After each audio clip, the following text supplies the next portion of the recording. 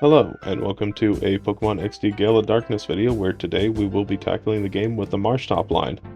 Now this is the first in a series of videos I'm going to be doing for the Hoenn trio, so if you like this video, consider sticking around for the other two.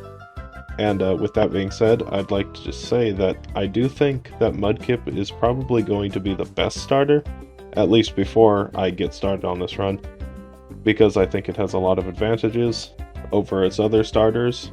For example, its stats. It has 50 HP, 70 attack, 50 defense, 50 special attack, 50 special defense, and 40 speed.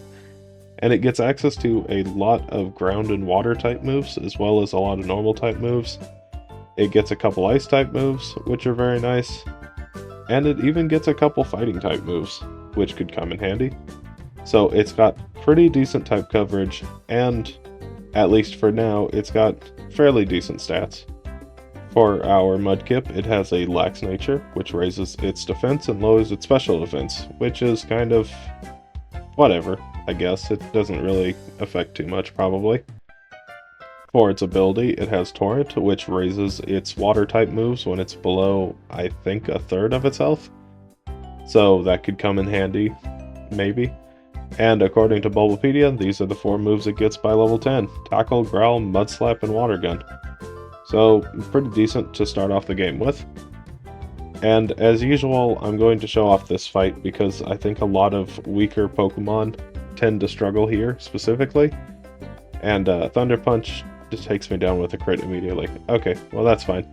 I decided to go into the fight again after getting a level, because I was just kind of unlucky. And speaking of unlucky, I get frozen right off the bat. Okay, Fire Punch actually thaws me out though, so that's kind of good. But I'm already at half health going into this. I 2-shot the Abra from the look of it.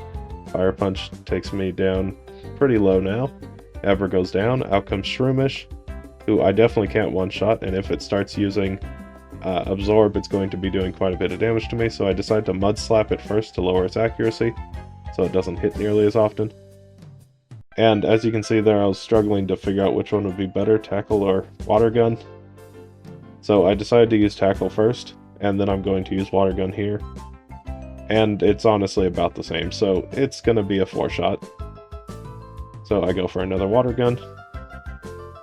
Horsey's using Water Gun. I'm getting dangerously low, but luckily that Mud Slap came in handy, and it actually misses the Absorb that probably would have taken me down. And Horsey using all these Leers doesn't actually matter because it doesn't have a physical move at all. I'm only another shot away from taking it down, and surprisingly I beat him on the second attempt. Okay. The only thing with having starter Pokemon is they evolve fairly soon after we start the game, so at level 16 it evolves into Marshtomp, which over the course of playing with this guy, I've actually learned to appreciate more. Anyway, I actually decided to teach Mud Shot right away over Growl, because it's just going to be a stronger move overall. And we move on to its stats.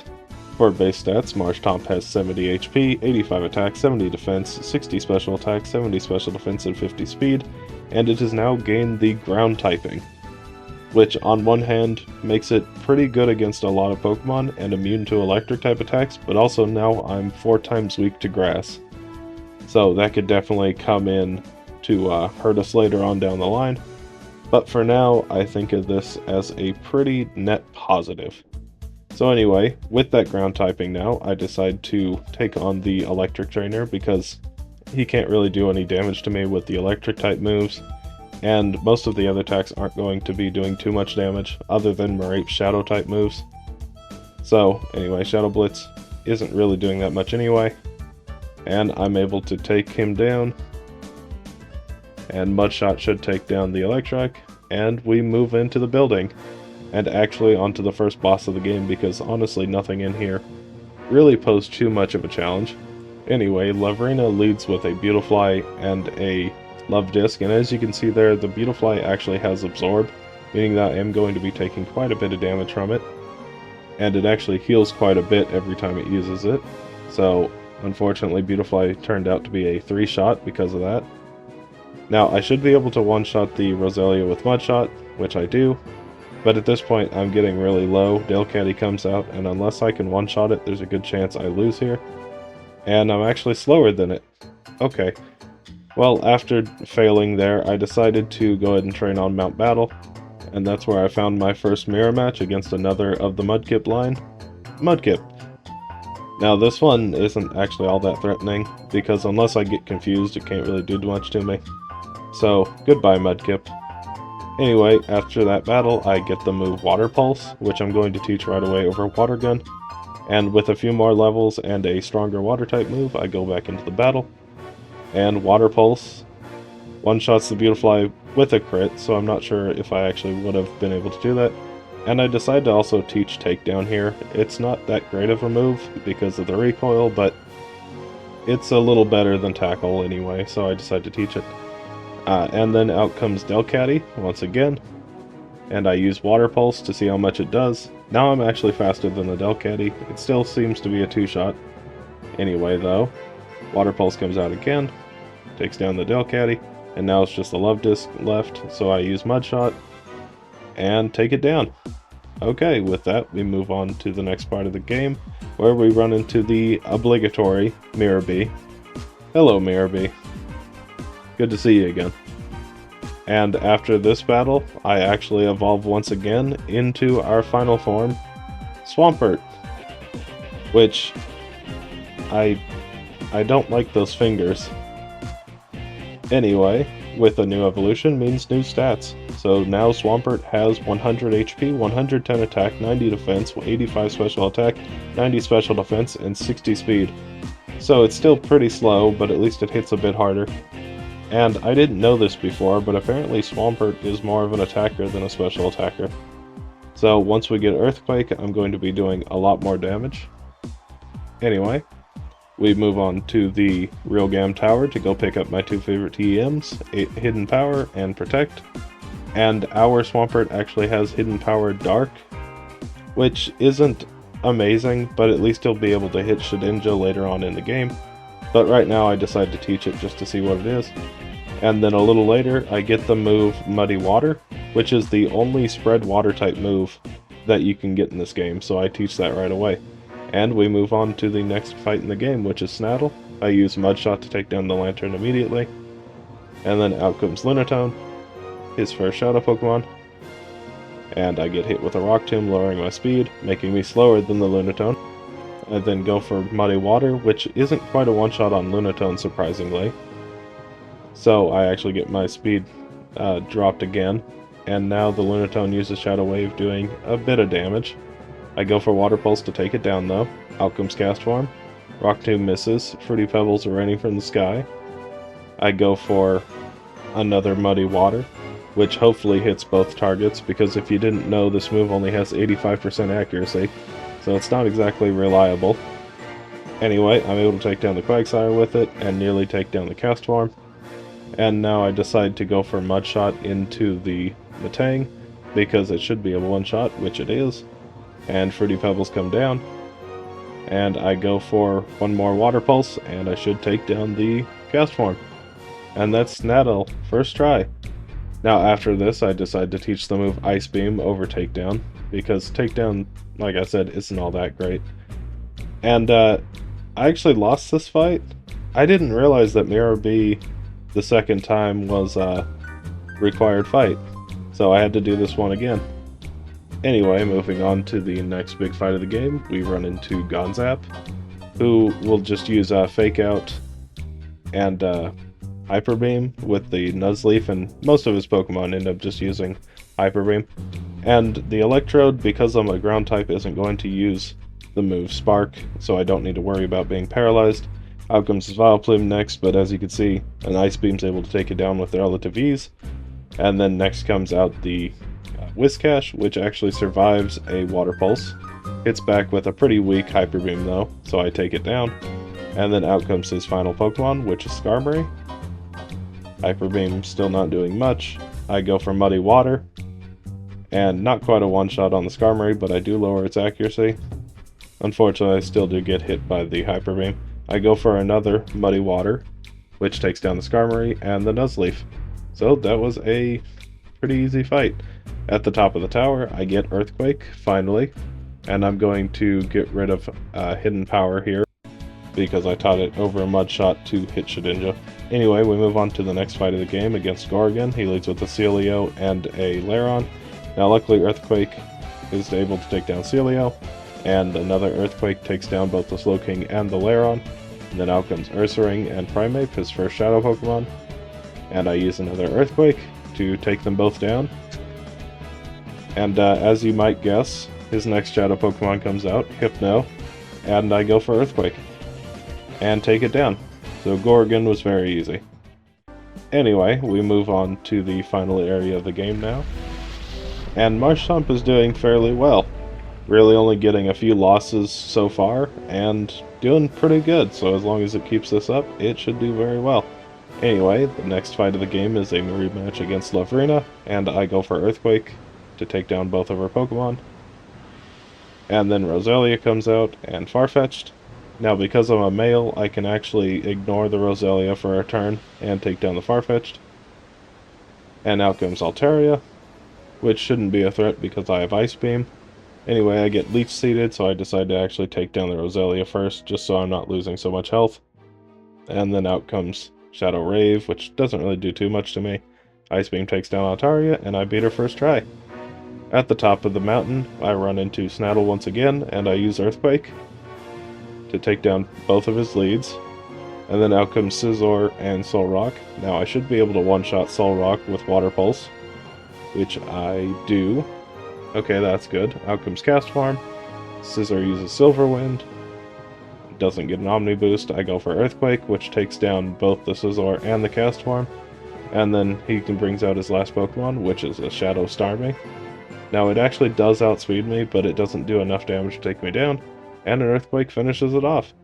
Now unfortunately, this is kind of where our luck starts to end, because this battle is actually pretty hard. And that's because this Swallow here went for Shadow Half right off the bat, so I'm already at half health, and I decided to attack it first because I thought I might be able to outspeed it. I couldn't. And the Alakazam has just been spamming Psychics, doing a lot of damage. Now I am able to take it down, and the Kingdra as well, so that's good. Out comes Heracross, which resists Earthquake, and Electabuzz, which is weak to it, but unfortunately I don't even get to attack because of Shadow Storm and being slower. So I decide to actually teach Protect over Water Pulse here, and we go back into the fight. I go for Protect first turn, after what I learned, and it went for Shadow Sky the first turn, and Shadow Half the second turn. So I went back into the fight, and it went for Shadow Half on the first turn the next time. It wasn't until the fourth attempt here, where I actually got it down, and it uses Shadow Half on the first turn this time, and then I can actually start taking things down.